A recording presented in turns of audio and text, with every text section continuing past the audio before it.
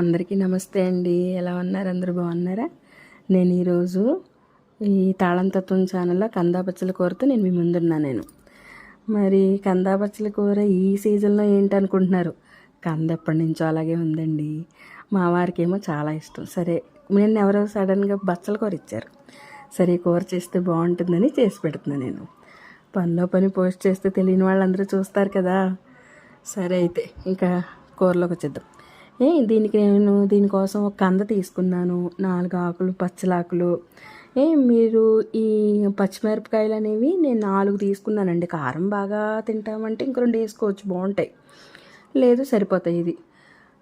ఇవి నేను కందని బచ్చల్ని రెండింటిని కుక్కర్లో పెట్టి ఉడికిస్తానండి. ముందు ఉడికించేసుకోవాలి. ఉడికించుకున్నాక తర్వాత ఇవి దిగిపోయి 3 విజిల్స్ వచ్చాక దింపేసుకుని మనం పులిహోర పప్పు వేసుకుంటాం కదా, పచ్చనపప్పు, మినప్పప్పు, ఆవాలు, ఇందులో నేను మెంతులు కూడా వేస్తాను కొంచెంగా. మీకు విషయం తెలుసా, ప్రతి దాంట్లోనూ నేను మెంతులు వేస్తాను. మెంతులు అందరికీ మంచిది. ఈ మధ్య ఇవాళ రేపు అందరికీ ఐరన్ లెవెల్స్ తగ్గుతున్నాయి, అది ఇది అంటున్నారు కదా. సో నాకు ఎవరో చెప్పారండి ఈ టిప్పు, ప్రతి దాంట్లోనూ 4 మెంతులు వేసుకుంటే మంచిది అని.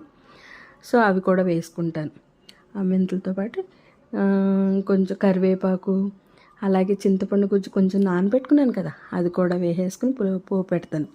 ఈలోగా ఇందులో ఫైనల్లీ కట్టేసే ముందు ఇంగు కూడా వేసి తగినంత ఉప్పు పసుపు వేసుకుని కలిపి పెట్టుకుంటే అసలు ఉంటుందంటారు. ఎంత బాగుంటుందో తెలుసా అసలు. మీరు కూడా చేసుకుని తిని చూసి నాకు చెప్పండి ఎలా ఉందో. సరే మరి ఉంటా.